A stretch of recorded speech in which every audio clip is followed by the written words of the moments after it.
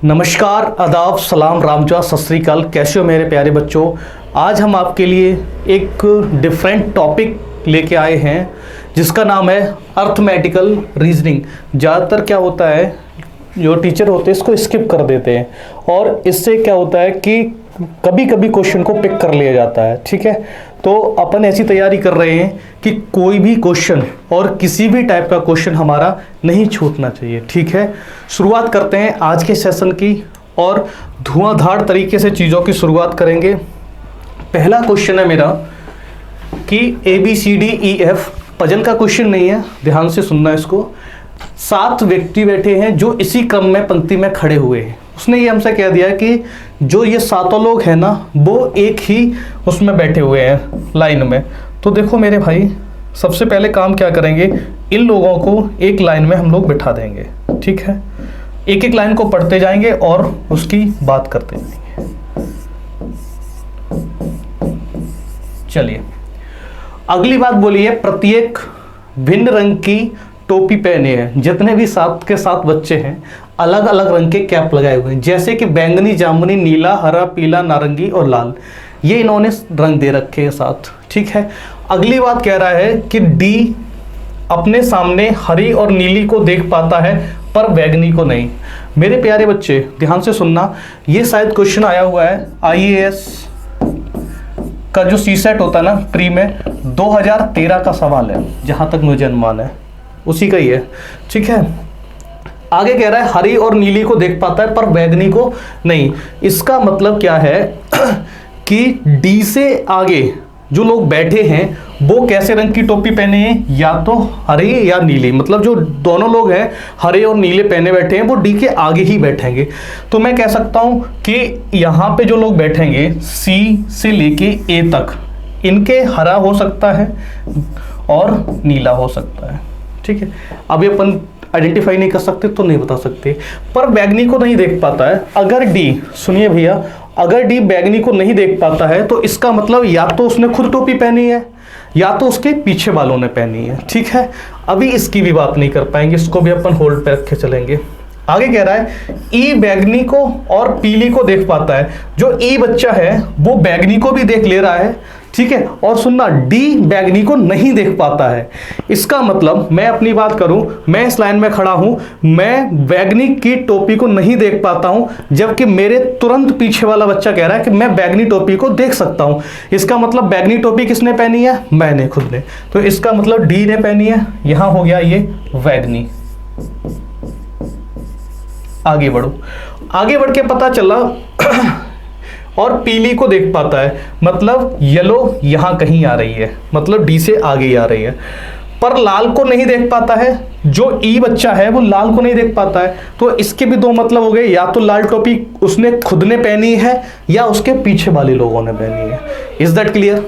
आगे बढ़िए, यहां से पढ़ो, G नारंगी टोपी को छोड़कर सभी रंगों की टोपियों को देख सकता है। जो लास्ट वाला बच्चा बैठा है ना, जो लास्ट वाला बच्चा बैठा है वो सिर्फ और सिर्फ कौन सी, नारंगी टोपी को नहीं देख पाता है। तो जो लास्ट वाला हो गया वो नारंगी को नहीं देख रहा है, इसका मतलब वो ने खुद ने नारंगी पहनी है, G ने नारंगी पहनी है।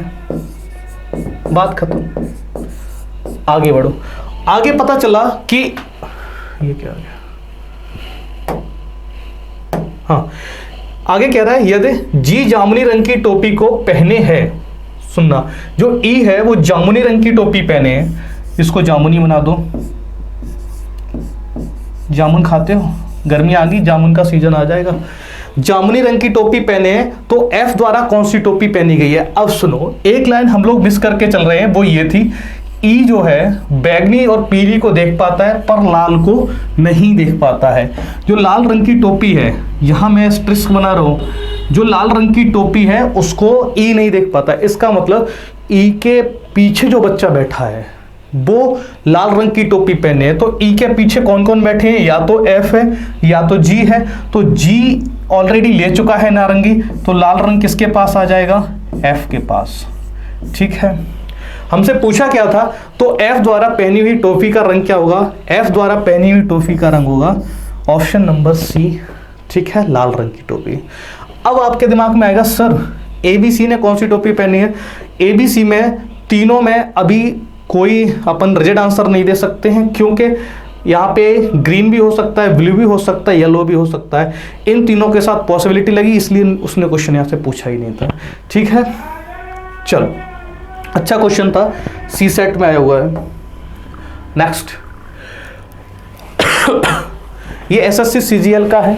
ठीक है, सन याद नहीं आ रही कौन सी सन में है, लेकिन आया हुआ है। कमला अपने समस्त गृह कार्य को रात 10 बजे से पहले पूरा करना चाहती है, क्योंकि रात 10 बजे टीवी पर एक महत्वपूर्ण कार्यक्रम देखना है। भैया वो भी कोई दिया बाती और हम देखती होगी, तो उसके लिए उसको वो बोल रही है कि 10 बजे से पहले अपन क्या करेंगे, सारे काम कंप्लीट करेंगे। ठीक है, उसके पास तैयार किए गए प्रत्येक 5 विषय, इसको अंडरलाइन करो, 5 सब्जेक्टों की बात करनी है। 40 मिनट का, जो 40 मिनट का कार्यभार समय है, मतलब 5 विषयों के लिए 40 मिनट का कार्यभार, एक विषय में उसको कितने मिनट लग रहे हैं, 40 मिनट। आगे कह रहा है, किस अंतिम समय में कार्य को प्रारंभ करने से कमला अपने गृह कार्य को पूर्ण करके ठीक समय पर टीवी पर कार्यक्रम भी देख सकती है। ठीक है, वो ऐसे कौन से मिनिमम टाइम से चीज़ों को शुरू करे जिससे उसका वर्क भी कंप्लीट हो जाए और राइट टाइम पे वो अपना प्रोग्राम स्टार्ट कर दे। आपकी तरह नहीं कि चलने दो पायल का सुर उधर और इधर अपना मैथ कर रहे हो। ये गंदी आदतें निकाल दो कि बात करते रहो और फोन पे और मैथ भी सॉल्व करते रहो। ठीक है, आ जाओ मेरे भाई मेरे बच्चे। सबसे पहली बात करेंगे, 5 सब्जेक्ट हैं, 5 सब्जेक्ट लिखे और प्रत्येक सब्जेक्ट में उसको 40 मिनट लगते हैं। यहाँ से 40 मिनट की बात की जाएगी, 40 तो 200 200 मिनट उससे बच्चे मेरे लगे। ठीक है, और 200 मिनट पहले वो अपना स्टार्ट कर दे तो वो कंप्लीट कर लेगी।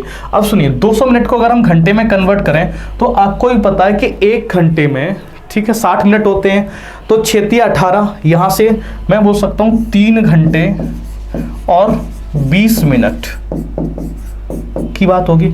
3 घंटे 20 मिनट पहले वो अपना काम शुरू कर देगी। तो इसका मतलब 10 बजे में से कितना सब्ट्रैक्ट कर दें, 3 घंटे 20 मिनट। अपन पूरा एक बल्क में करेंगे, क्या करेंगे, 4 घंटे पूरे के पूरे सब्ट्रैक्ट करो, 10 में से 4 जाएंगे तो 6, तो इसका मतलब 6 बज के, सुनते जाना। अब घंटे तो 3 ही निकालने थे, लेकिन हमने 4 घंटे घटाए हैं, 1 घंटा बचा है। 1 घंटे में सिर्फ और सिर्फ कितनी मिनट हटानी है, 20, तो कितना बचा, 6:40। अर्थमेटिकल रीजनिंग आसान होती है लेकिन थोड़ा लॉजिकल होती है, थोड़ा माइंड को घुमाना पड़ता है। एक्चुअल रीजनिंग यही लगती है, अर्थमेटिकल इसलिए थोड़ा मैथ का पोर्शन यूज होता है।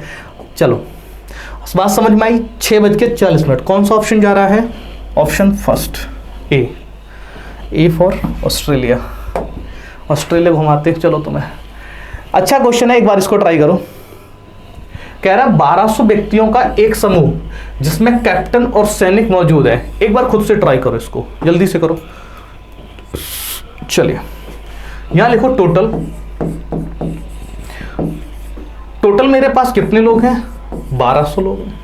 1200 बच्चों का क्या, वो 1200 लोगों का एक ग्रुप है। ठीक है, और कह रहा है किसी ट्रेन में यात्रा कर रहे हैं, वो क्या कर रहे हैं, सफर कर रहे हैं। समूह में प्रत्येक समूह में 12 सैनिक के साथ एक कैप्टन शामिल है। असली खेल तो इसी लाइन में है। ज्यादातर बच्चे क्या करेंगे, और बताइए समूह में कुल, बताइए कि इस समूह में कुल कितने कैप्टन मौजूद हैं। देखो मेरे भाई, जितने समूह होंगे उतने ही कैप्टन हो जाएंगे, हाँ या ना। अब अपने को क्या करना है, ग्रुप निकाल लो, जितने ग्रुप बनेंगे। ग्रुप निकालने के लिए ज़्यादातर बच्चे क्या करेंगे, 1200 में 15 से डिवाइड देंगे, बोलेंगे सर 15 सैनिक हर एक ग्रुप में है, तो 15 से डिवाइड मार दो, ग्रुप आ गए, और जितने ग्रुप उतने ही क्या हो जाएंगे, हमारे पास कैप्टन हो जाएंगे। मेरे भाई, मेरे बच्चे, मेरे दोस्त, सुनो, जैसे ही आपने 15 से डिवाइड दिया ना, तो आप क्या छोड़ गए, कैप्टन को छोड़ गए, क्योंकि वो पूरा ग्रुप नहीं हुआ। पूरा ग्रुप होने के लिए, ठीक है, एक ग्रुप में 15 + 1 मतलब 15 सैनिक और एक कैप्टन, टोटल कितने हो गए, 16। अब हम क्या करेंगे, टोटल ग्रुप निकालेंगे। टोटल ग्रुप बराबर कितना हो जाएगा, टोटल पर्सन अपॉन 16। ठीक है, अब देखो 16 × 5 = 80, 16 × 6 = 96, 7 × 12 7 बार, ठीक है, 12 में से कितना हटाएंगे, 20 घट गया, 8 बचा, 80, 16 पंजे 80, 75 क्या आ गए ग्रुप, और जितने ग्रुप हैं उतने ही कैप्टन हो जाएंगे। तो इसका मतलब कितने कैप्टन हो गए, क्यों भाई 75 कैप्टन बन गए। बात समझ आ गई कि नहीं आ गई, हाँ या ना? ठीक है, चलिए नेक्स्ट क्वेश्चन पे। अगला क्वेश्चन कह रहा है एक बस शहर ए से रवाना होती है, इस बस में औरतों की संख्या पुरुषों की संख्या की आधी है। सुनिएगा, वो क्या कह रहा है, एक बस एक ए शहर से, सुनते जाना, ए शहर से रवाना होती है, इस बस में औरतों की संख्या पुरुषों की संख्या की आधी है। अगर मैं मानूं इसमें जो मेल है वो 2x मान लेते हैं, और जो फीमेल होंगी वो कितनी हो जाएंगी, x हो जाएंगी। बात समझ में आ गई, क्योंकि तभी तो हो जाएगा कि आधी होगी किसकी, पुरुषों की, सीधी बात है।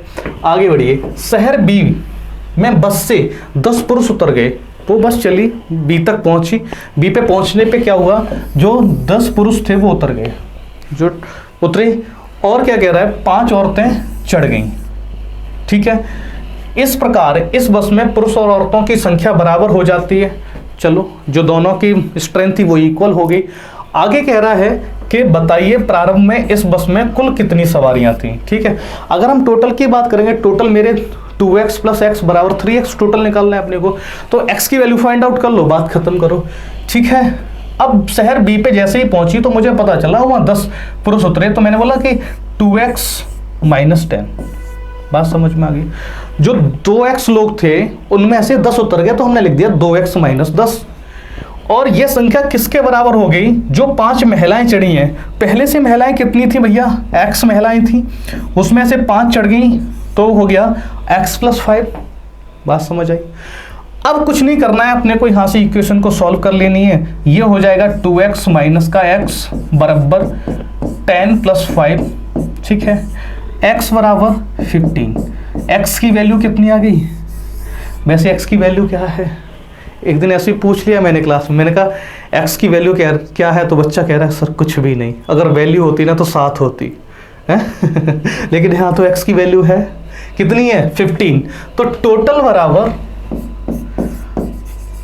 बराबर 3x हो जाएगा, क्योंकि 2x + x, यहाँ से 3 मल्टीपल ऑफ 15 मेरे भैया ये हो जाएगा 15 × 45 45 इसका एकदम राइट आंसर हो जाएगा। क्लियर, ठीक है।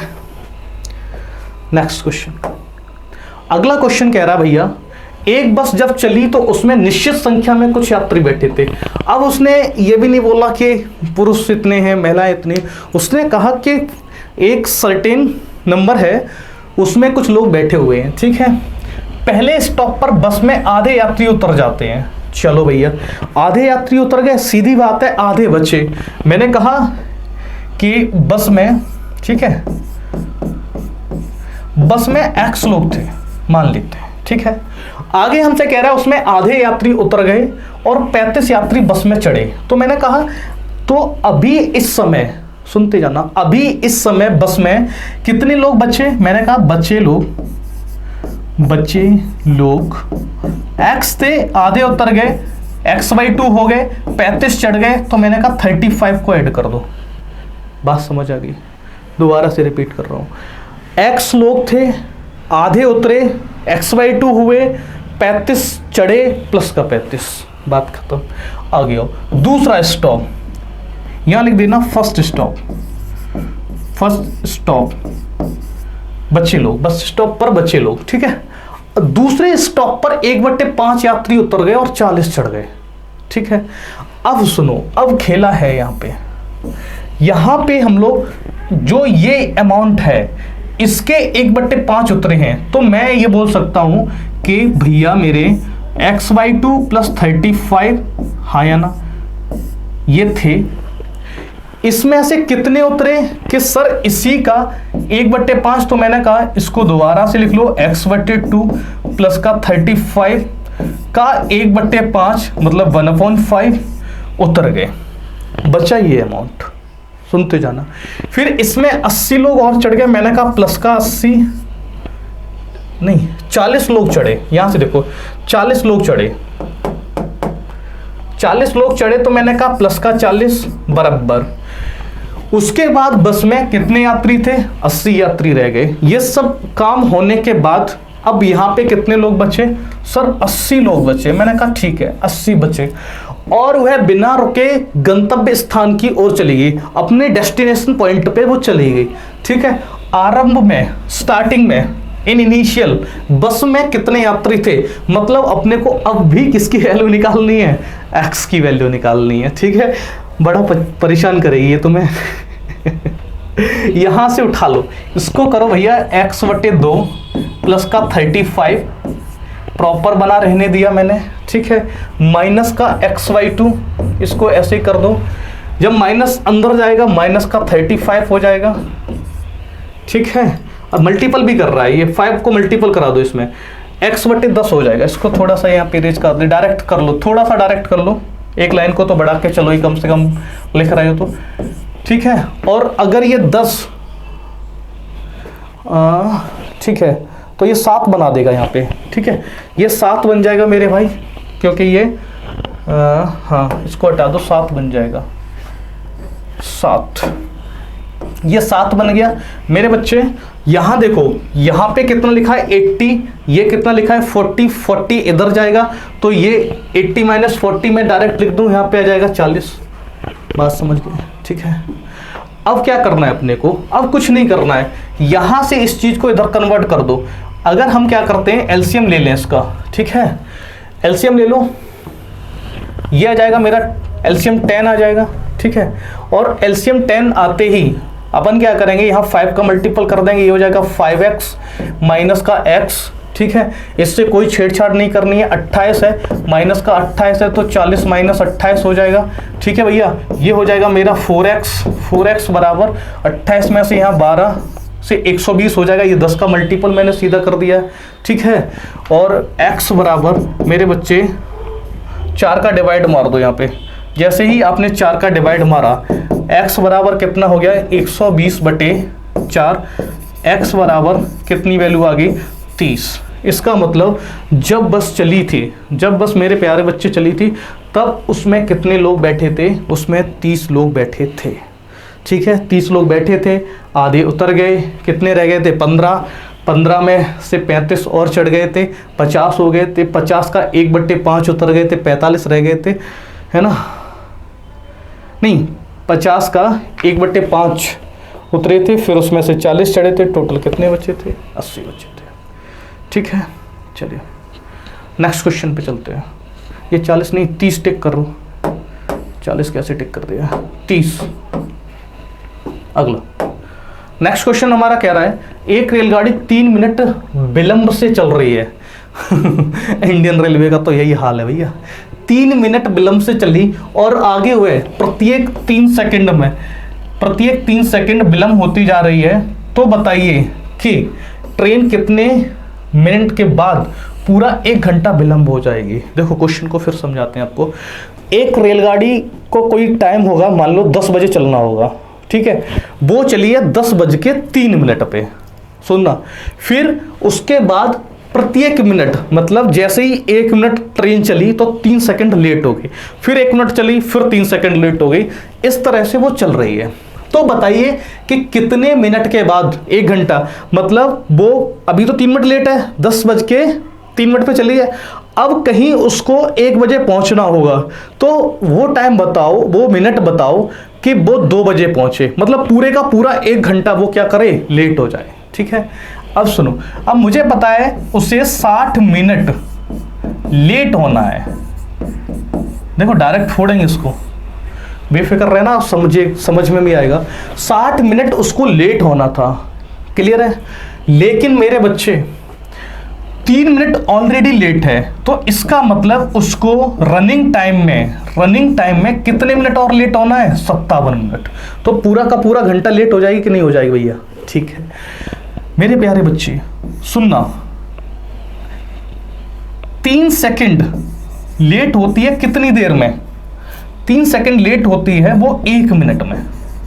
जैसे ही 1 मिनट ट्रेन ने ट्रेवल किया, यहां से वहां तक जाने में 1 मिनट लगा, तो मैं 3 सेकंड लेट हो गया राइट टाइम से। ठीक है, चलो, तो वो क्या बोल रहा है, तो 57 मिनट, मैं क्या करूंगा, मैं डायरेक्ट कन्वर्ट कर दे रहा हूँ 57 मिनट। अब आप बोल रहे हो सर ये सेकंड है, ये मिनट कर दिया, मैं इसको चेंज कर दूंगा, अभी घबराओ मत, ठीक है। 57 तो ये हो जाएगा 1/3, ये 3 नीचे आ जाता है, 57 मल्टीपल में चला गया, ठीक है। ये जो 3 है ना, इसको मिनट में बनाएंगे तो 60 से डिवाइड मार देंगे तो ये 60 ऊपर पहुंच जाएगा।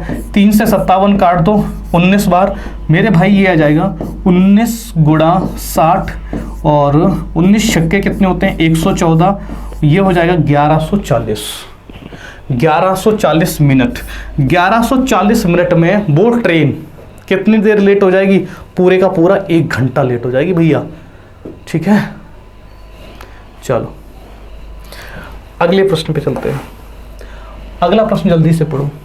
ए और बी 2 स्थानों के बीच 24 घंटे मतलब 24 आवर्स प्रति 5 मिनट के बाद बस चलती है। सुनना ध्यान से, मैं कह रहा हूं कि ये ए है और ये बी है, इनके बीच 24 घंटे, रात दिन कोई फर्क नहीं पड़ता है, बस चली जा रही है।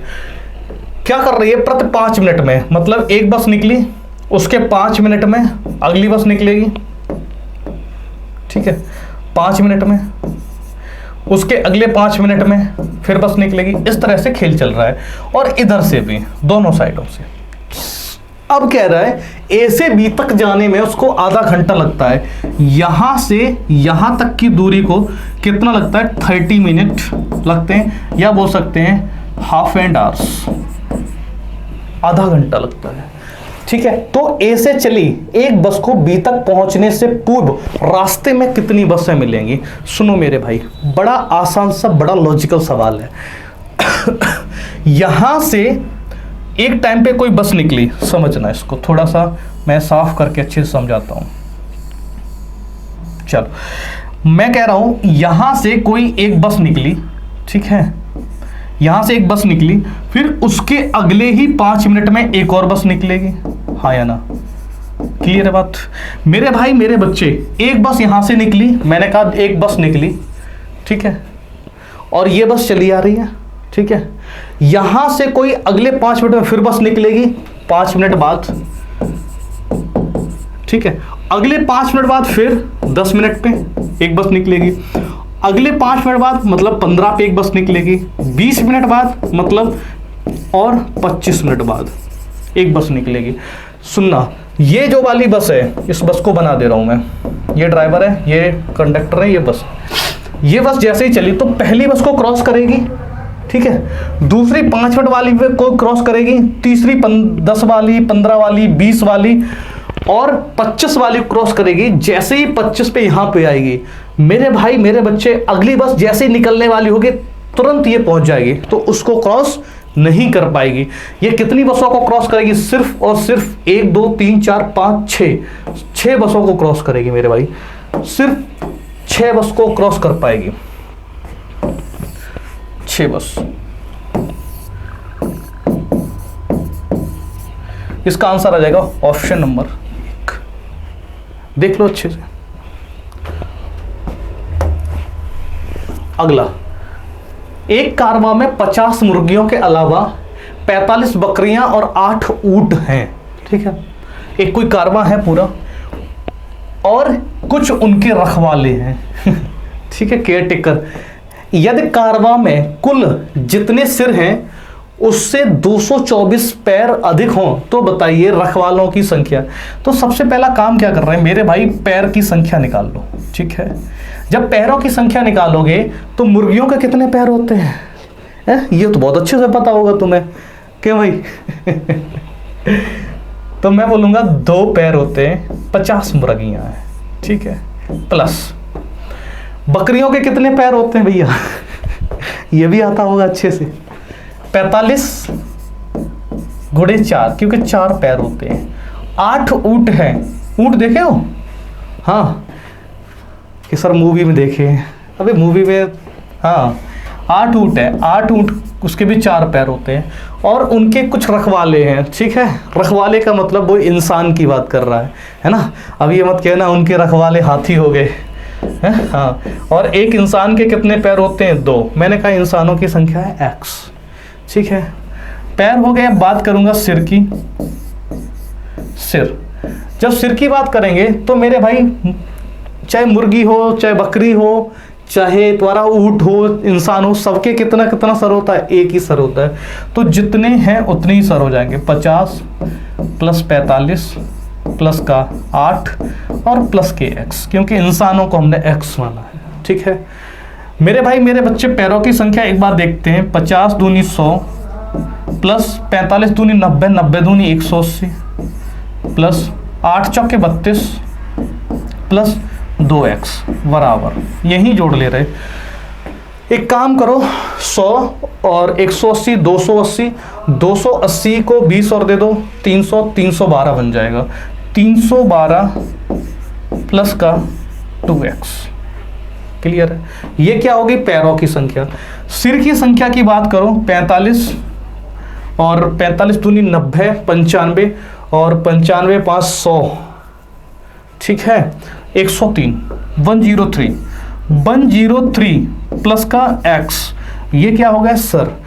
उसने हमसे कहा है कि सर और पैरों की संख्या जो है क्या कह रहा है? यदि कुल कारवां में जितने सर हैं उनसे 224 पैर अधिक हैं, मतलब अगर मैं बोल सकता हूं अगर पैरों में से 224 घटा दिया जाए तो सरों की संख्या आ जाएगी, बिल्कुल आ जाएगी। तो मेरे भाई मैंने क्या किया? 312 प्लस का 2x माइनस के 240 बराबर 103 प्लस का x, क्लियर बात है। अब सुनो, 240 जैसे ही सब्ट्रैक्ट करोगे मेरे भाई, 60 यहाँ से और 12 यहाँ से, 72, 72 और क्या कर सकते हैं, इस x को इधर ले आओ, ठीक है। यहाँ पे बन जाएगा प्लस के 2x माइनस का x बराबर 103। x बराबर मेरे बच्चे हो जाएगा 103 माइनस का 72, यहाँ से हो जाएगा 1 और 31, x बराबर 31, क्या गड़बड़ हुआ है? 2x माइनस x, 224 60, 103 आएगा, 45 100 103,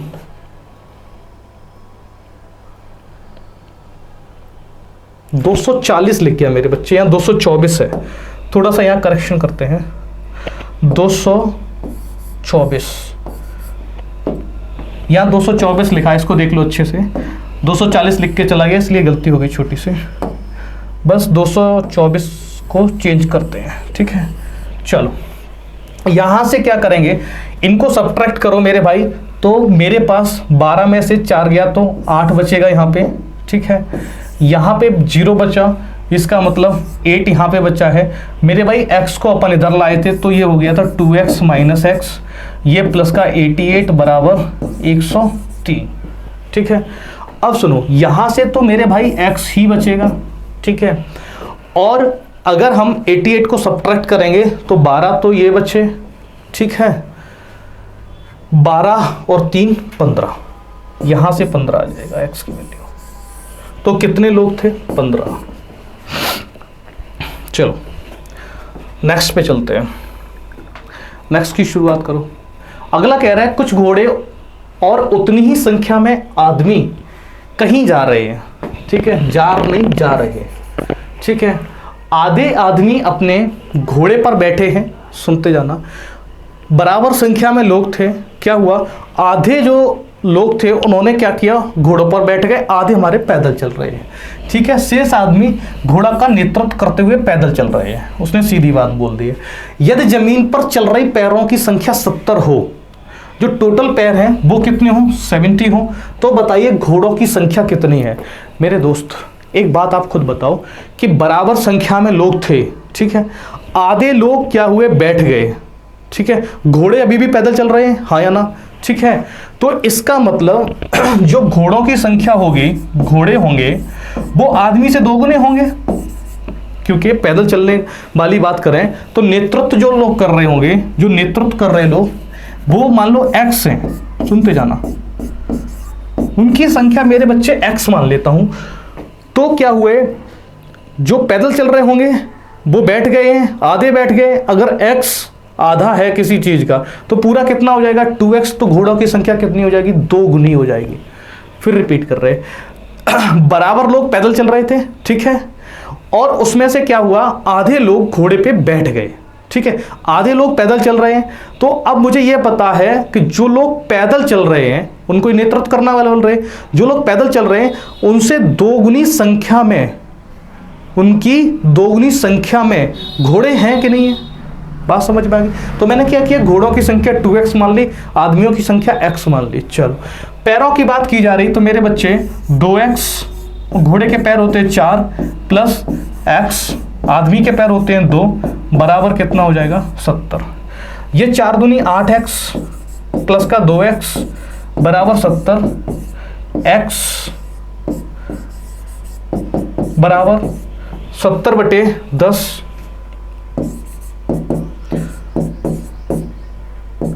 तो यहां से x की वैल्यू कितनी निकली, x बराबर 7, x बराबर 7।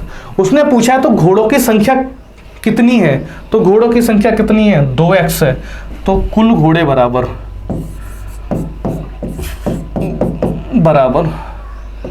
2 गुणा 7 बराबर 14। ऑप्शन नंबर सी एकदम सही जवाब है, ठीक है।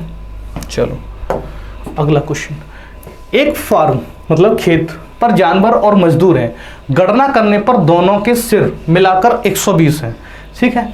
मैंने कहा सिरों की संख्या दोनों की है, तो x प्लस y बराबर 120, बात खत्म। आगे कह रहा है जबकि पैर गिने गए तो उनकी संख्या 340 थी, तो ठीक है, इंसान को मैंने x माना है तो इसको कर दो 2x, और जानवर को मैंने y माना है तो इसको कर दो 4y, बराबर कितना हो गया 340। मेरे बच्चे सीधी बात है कि आदमी के 2 पैर हैं, जानवर के 4 पैर हैं, तो 4y हो जाएगा, ये 2x हो जाएगा, ठीक है। अब आगे कह रहा है वहां कितने जानवर हैं, मतलब अपने को वैल्यू किसकी निकालनी है, y की वैल्यू निकालनी है। तो x को कट कर दो, x को कट करने के लिए हम लोग क्या करेंगे, एक नीचे लाइन लिख दे रहा हूं, 2x, इसमें 2 से मल्टीपल करना पड़ेगा बस, 2x प्लस 2y बराबर 12 दूनी 24, 240। यहां से माइनस करो, ये 2y बचेगा, यहां से कितना 100, ठीक है, और y बराबर कितना आ गया 100/2 बराबर 50। जानवरों की संख्या कितनी है 50। देख लो अच्छे से एक बार ट्राई, पूरी की पूरी जो आज की क्लास करवा रहे हैं उसके स्क्रीनशॉट लेते जाइए, ठीक है, और उसके क्वेश्चन को आप दोबारा भी लगाइए मेरे भाई, ठीक है। नहीं हो, जो चीज़ नहीं समझ में आए उसको बैक करके दोबारा से देखो, जब तक चीज़ें समझ नहीं आएंगी। देखो एक आध क्वेश्चन हमारा छूटता है, वो यही क्वेश्चन होते हैं हमारे, इसी टाइप के होते हैं। आप लोग कह देते पता नहीं सर कहाँ से आ गया था पढ़ा नहीं था, सब पढ़ाऊँगा, सब कुछ पढ़ाऊँगा, और इसी चैनल पे पढ़ाऊँगा सब। हाँ नेक्स्ट, बराबर संख्या में गाय और ग्वालों के एक समूह में, ठीक है, जो गाय हैं उतने ही ग्वाले हैं, क्योंकि उसने साफ साफ बोल दिया बराबर संख्या में गाय और ग्वाले, जितने गाय उतने ग्वाले। पैरों की संख्या सिरों की संख्या की 4 गुने से 28 कम है। चलो भैया, तो मैं एक लाइन, यही लाइन लिख दे रहा हूं, पैर हैं, पैर बराबर 4 मल्टीपल ऑफ सिर, ठीक है, 4 गुने से पैरों की संख्या सिरों की संख्या के 4 गुने से 28 कम है, इसके 4 गुने में से 28 को कम करो तो बात खत्म। अब सुनिए भैया वो कह रहा है बराबर संख्या में है, तो मैंने अगर एक को x मानोगे तो सीधी बात है दूसरे को भी x मानना पड़ेगा। पैर क्या हो जाएंगे 2x प्लस, क्योंकि आदमी के पैर हैं वो 2x माने जाएंगे, गाय के पैर हैं उनको क्या माना जाएगा 4x, ठीक है, बराबर आगे आ जाओ 4। सिरों की संख्या, सिर सबके एक एक हैं तो x प्लस x हो जाएगा, x प्लस x माइनस का 28, ठीक है। यहां से क्या हो जाएगा ये 6x, और ये कितना हो गया 8x माइनस का 8x बराबर 28। मेरे भाई मेरे दोस्त इसको सब्ट्रैक्ट करोगे कितना बचेगा 2x, 2x बराबर 28, और x बराबर कितना आ जाएगा 14, 14 एकदम सही जवाब है। x बराबर कितना आ जाएगा 14। तो चाहे ग्वाले मान लो चाहे गाय मान लो, सब कितने कितने हैं 14 14। ठीक है, नेक्स्ट अगली लाइन कह रहा किसी बाड़े में कुछ खरगोश तथा कुछ कबूतर रखे गए हैं। ठीक है, जिनके पैरों की संख्या कुल 224 है, जबकि सिरों की संख्या बताइए कि बाड़े में रखे जाने पर कबूतर की संख्या कितनी थी। सुनो, खरगोश और कबूतर की बात की जा रही। कबूतर के कितने पैर होते हैं 2 और खरगोश के कितने पैर होते हैं 4। मेरे भाई ये क्वेश्चन आप हमें आंसर में दोगे, बोलोगे सर इसका नाम डाल दे रहे जादू सवाल, जादू सवाल। ठीक है, जादू सवाल। इसका आंसर मुझे कमेंट बॉक्स में आप टाइप करके दोगे, क्योंकि इस टाइप का सेम क्वेश्चन सेम अभी मैंने कराया है, दिखा दूं मैं आपको।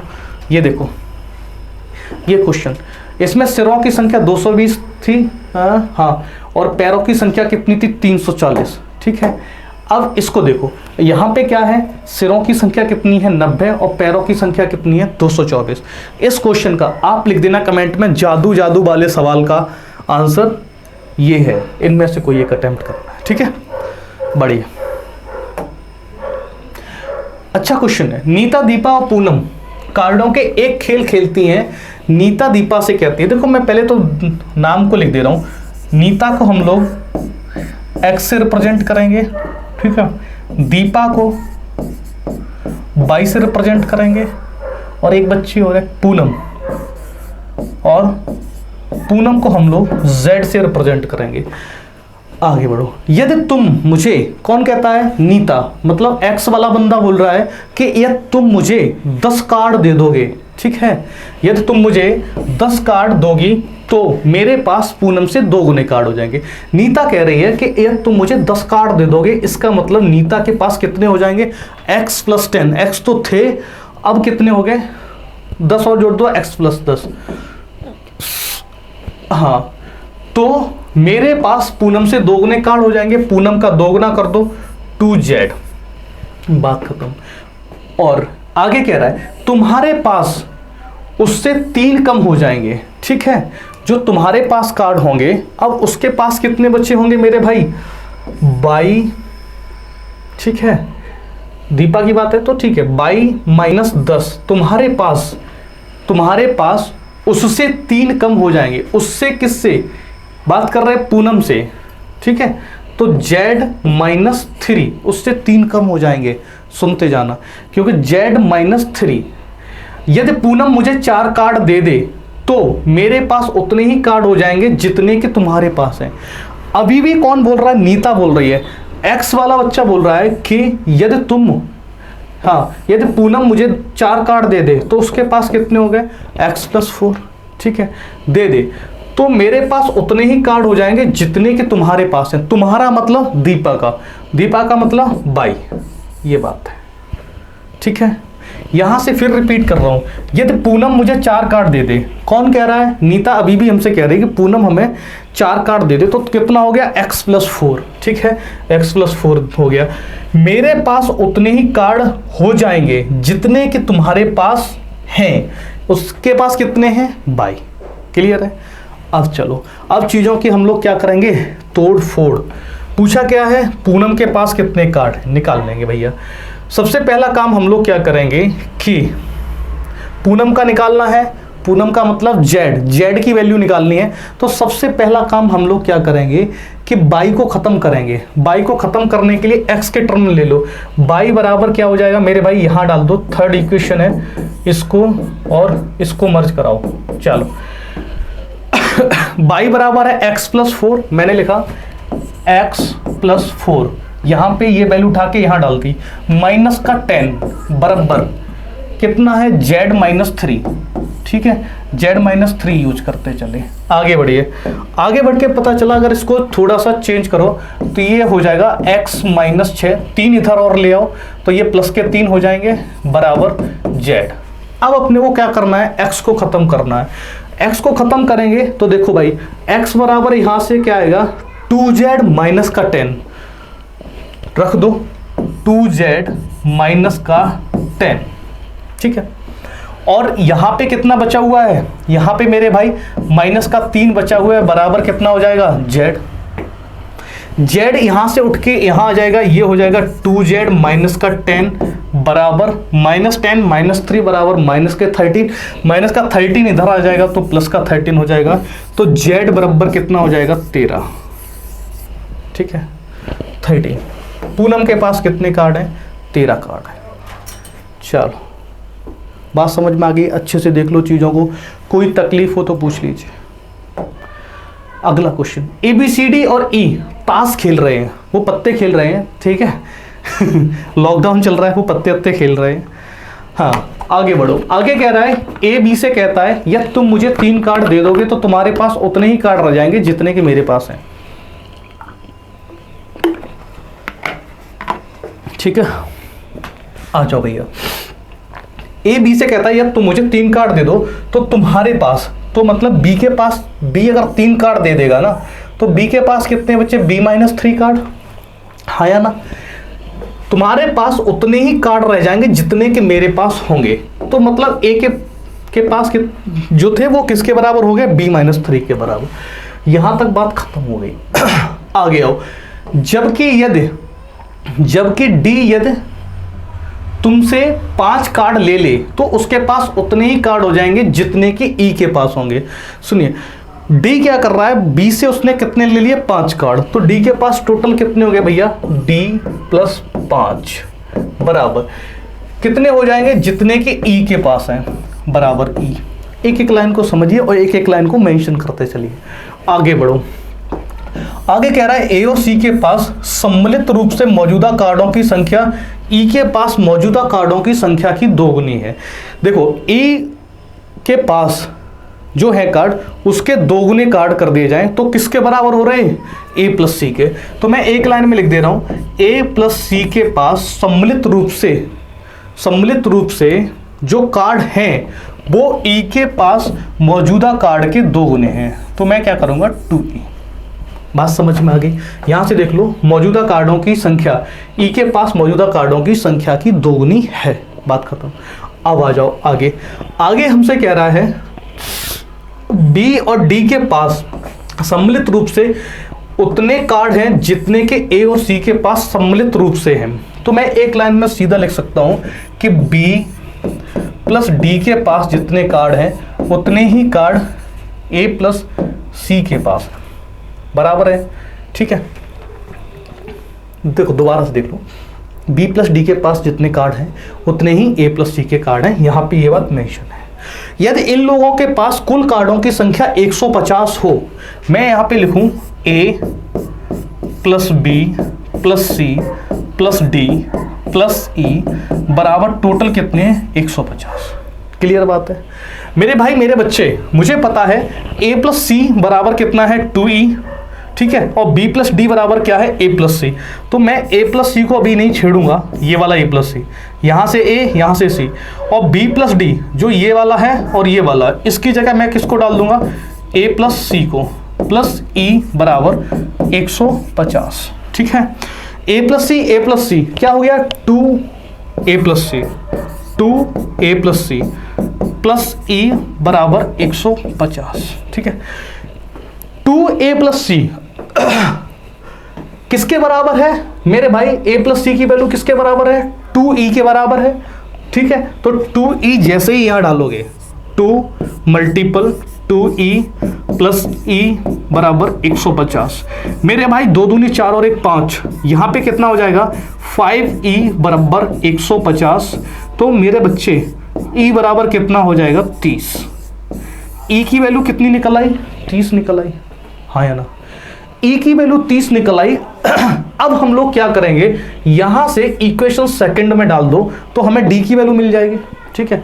तो D बराबर, प्यारे बच्चे मेरे, D बराबर क्या हो जाएगा, E - 5, हाँ या ना।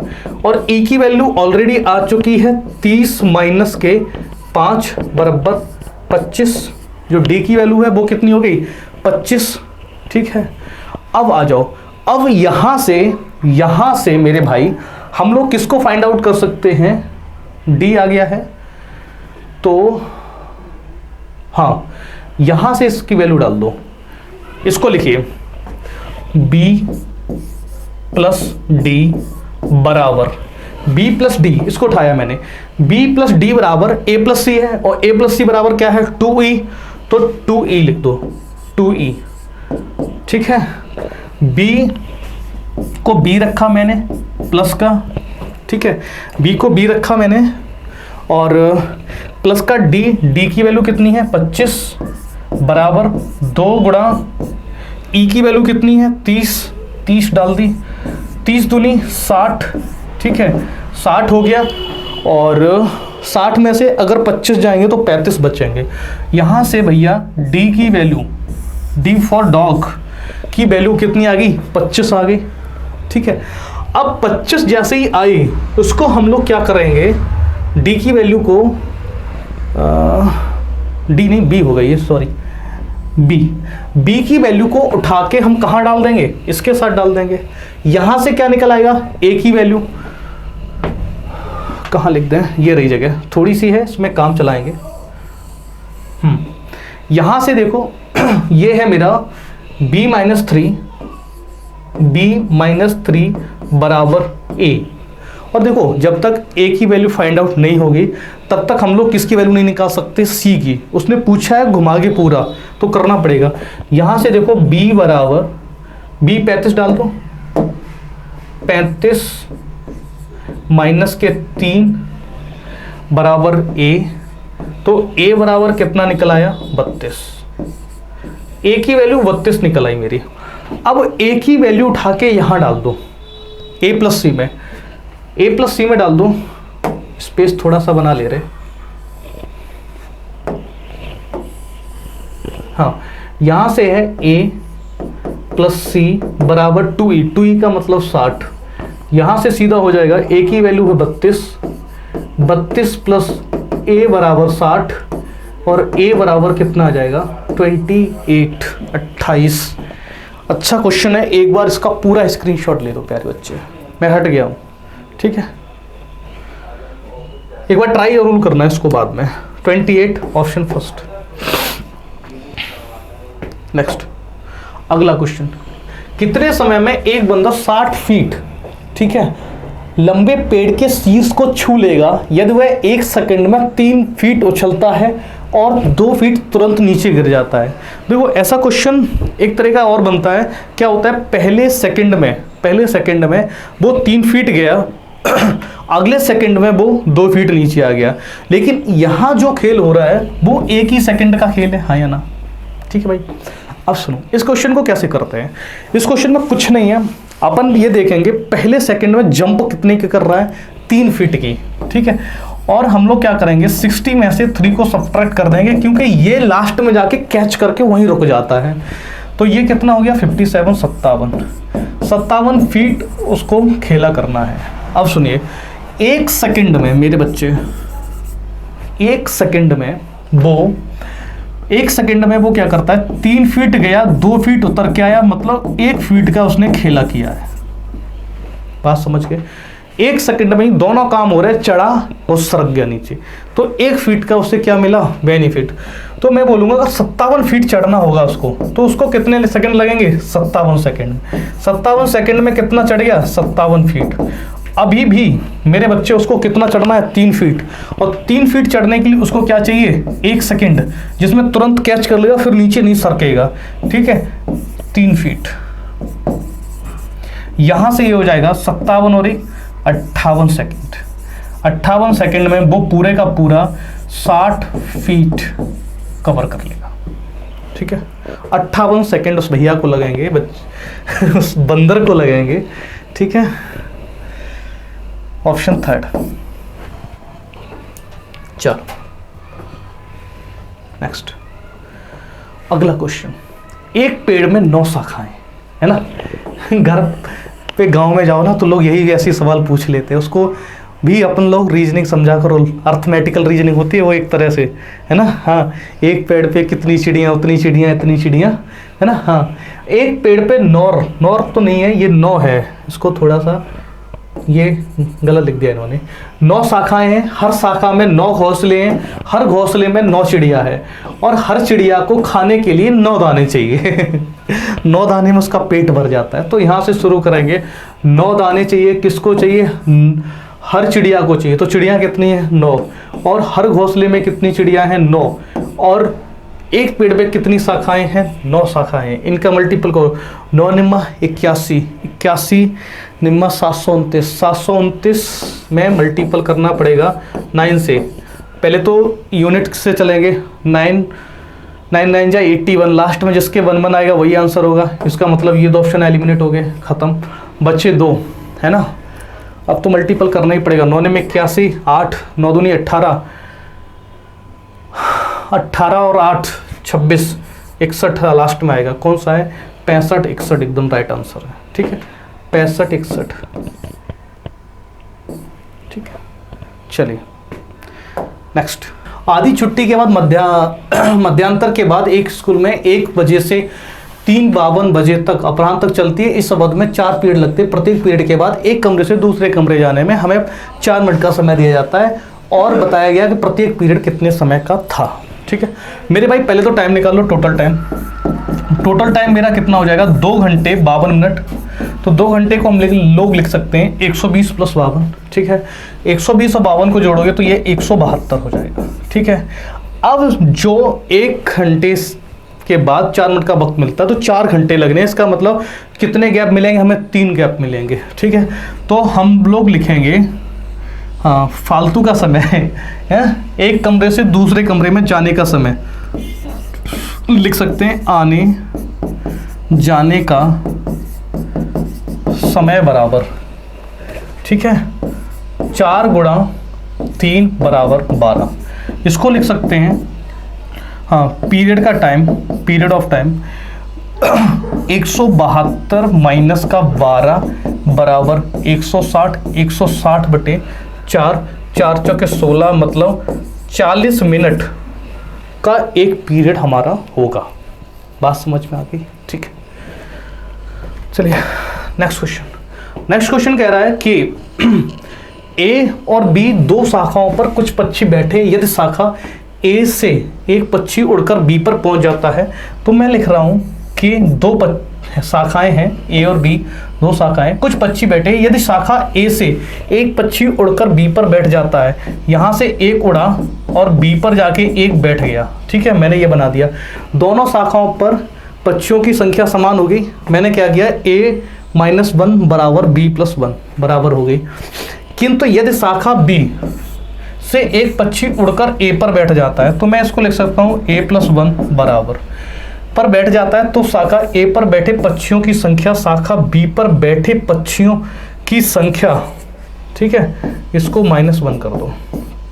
ठीक है, पर बैठे संख्याओं की संख्या की 2 गुनी हो जाएगी, इसका मल्टीपल 2 हो जाएगा। फिर समझो वो क्या कह रहा है, शाखा जो ब्रांच है ना बी, उससे एक उड़ा, मतलब a + 1 हो गया, बी ए पर बैठ जाता हो गया। आगे बढ़ो, शाखा ए पर बैठे पक्षियों की संख्या बी पर बैठे पक्षियों की संख्या की 2 गुनी हो जाएगी। तो बी पर रह कितने गए होंगे मेरे बच्चे? b - 1 multiple of 2। अब सुनो, तो बताइए प्रारंभ में ए पर बैठे पक्षियों की संख्या, मतलब ए की वैल्यू अपने को फाइंड आउट करनी है।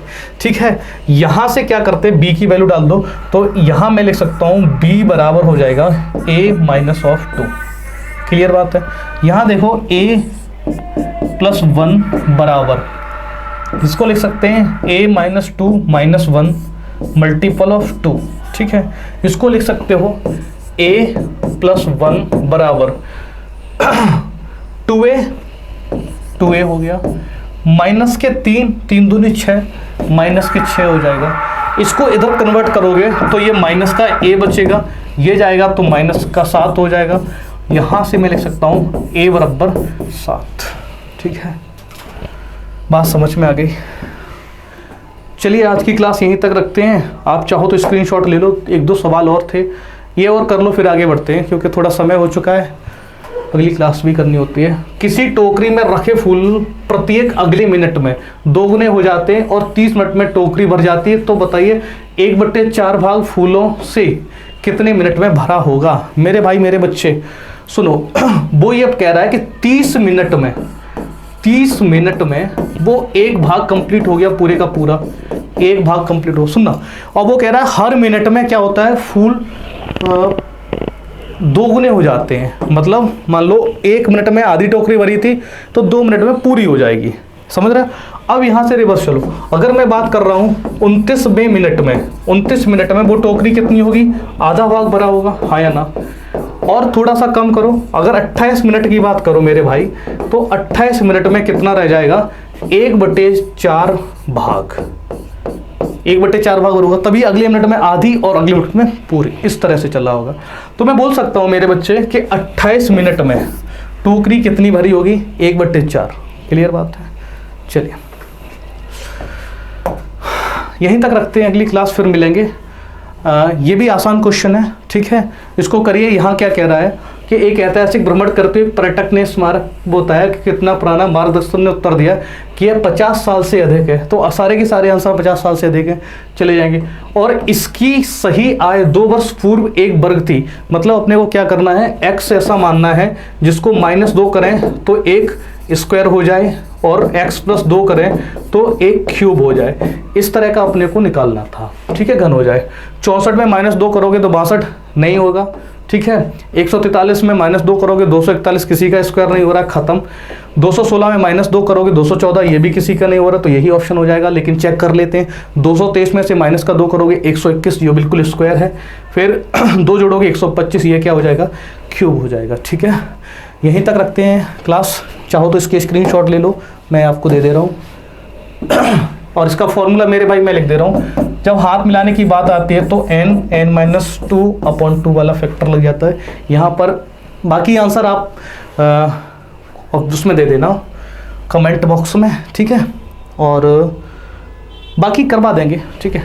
मिलते हैं अगली क्लास में, तब तक के लिए जय हिंद, शब्बा खैर, और पढ़ाई करते रहिए, मस्त रहिए।